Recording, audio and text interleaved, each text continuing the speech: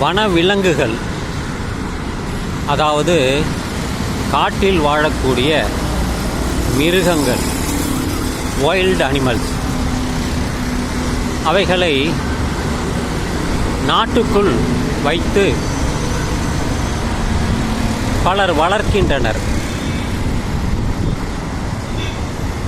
Domestic animals என்று சொல்வார்கள். வீட்டிலேயே பழக்கப்படுத்தி வைக்கக்கூடிய சில மிருகங்கள் டொமஸ்டிக் அனிமல்ஸ். அதில் முக்கியமாக நாய், டாக், இது எல்லா நேரத்திலையுமே மனிதனுக்கு நண்பனாக இருப்பதில்லை. பல செய்திகள் நமக்கு சில வெறி நாய்கள்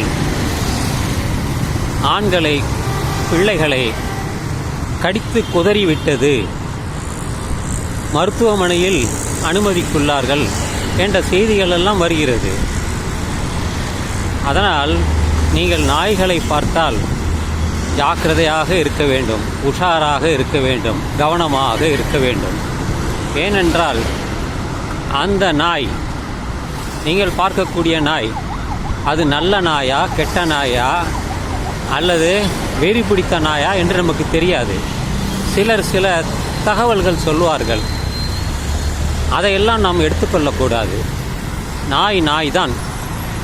அதை பைரவர் என்று சொல்லி கோயில்களில் வைத்து வழிபடுகின்றனர். அதுக்கு பல பெயர், கால பைரவர் என்று பல பெயர் வைத்துள்ளார்கள். அதுபோல யானை சாதுவான மிருகம் என்று நம்பிவிடக்கூடாது. அதற்கு கஜானன் என்றும் சொல்வார்கள். அது சில நேரங்களில் சாதுவாக இருக்கும், பல நேரங்களில் அது சாதுவாக இருப்பதில்லை. அதுக்கும் மதம் பிடிக்கும். மதம் பிடித்தால் சில காடுகளில் இருந்து தெருக்களில் வந்து வாழை மரத்தை, மற்ற எல்லாவற்றையும் உடைத்துவிடும், சேதப்படுத்தும். பல மக்கள் பயந்து ஓடுவார்கள். ஆனால் இன்று கஜானன் என்று சொல்லி அதற்கு பல பெயர்களை வைத்து இதற்கு உதவி செய்தார், சர்க்கஸில் வைத்து கொண்டார்கள் என்றெல்லாம் சொல்வார்கள். யானை யானைதான், எப்பொழுது வேண்டுமானாலும் மதம் பிடிக்கும். அதனால் அதை நம்பிவிடக்கூடாது. அதுக்கு போய் தேங்காய் கொடுக்கறது, வாழைப்பழம் கொடுக்கறது, இதெல்லாம் அத்துமீறிய செயல், செய்யவே கூடாது. சிங்கம், சிங்க வாகனம் என்று சொல்வார்கள். சிங்கத்தை வீட்டில் வச்சு பாருங்களேன், உங்களுக்கு என்னன்னு புரியும். சிங்கத்தை யாரும் வீட்டில் வைப்பதில்லை. எம்ஜிஆர் வைத்திருந்ததாக சொல்வார்கள். புலி எம்ஜிஆர் வைத்திருந்ததாக சொல்வார்கள். சர்க்கஸில் வைத்திருப்பார்கள். சர்க்கஸில் இருந்து நீங்கள் அந்த கதவுகளை திறந்துவிட்டு பாருங்கள், எல்லாம் ஓட்டம் பிடித்து ஓடுவார்கள். அங்கே யாருக்கும் அவர்களுக்கு பாதுகாப்பு இல்லை. அவர்கள் மாமிசத்தை கொடுத்து அந்த சர்க்கஸில் அவர்கள் வைத்துள்ளார்கள். அதனால்தான் அவைகள் அங்கே இருக்கின்றன. பாம்பு, சிலருக்கு நாகதோஷம் என்பார்கள். பாம்பு கடிக்கு மருந்து இருக்கு. நாகம், நாகப்பட்டினம், நாகராஜன் என்றெல்லாம் பல பெயர்களை வைத்து சொல்வார்கள். ஆனால் நீங்கள் அதை நம்பிவிடக்கூடாது.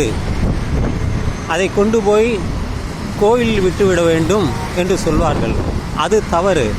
அதை கொண்டு போய் காட்டில் விட்டுவிட வேண்டும். அதற்கென்று பிடிப்பவர்கள் இருக்கிறார்கள். பல கோயில்களில் நாகராஜனுக்கு கோயில் வைத்துள்ளார்கள். அதை வழிபடுகிறார்கள். என்ன அறியாமை! கொஞ்சம் கூட அவர்களுக்கு சிந்திக்கும் திறனே இல்லை. நான் இதை ஏன் குறிப்பிடுகிறேன் என்றால், விலங்கு விலங்குதான். அதற்கு என்னதான் வீட்டில் வளர்த்தாலும் அல்லது காட்டில் வளர்த்தாலும் அதனுடைய குணம் மாறாது. அதை முதல்ல புரிஞ்சுக்கணும். அதனால தான் இதை எல்லாருக்கும் தெரிவிக்கணுங்கிறதுக்கு தான் இந்த பதிவையே நான் செய்கிறேன். விலங்கு விலங்கு தான். அது பாம்பாக இருக்கட்டும், சிங்கமாக இருக்கட்டும், புலியாக இருக்கட்டும், கழுதை கூட கிட்ட போனால் உதைக்கும். கழுதை கிட்ட போனால் உதைக்கும். ஆனால் அதில் சில மருத்துவ குணங்கள் இருப்பதாக சொல்வார்கள். அதை பலர் வளர்க்கிறார்கள். கழுதையின் இரத்தம் சில நோயை குணமாக்கும், கழுதையின் பால் பல விலை போகிறது என்றெல்லாம் சொல்வார்கள்.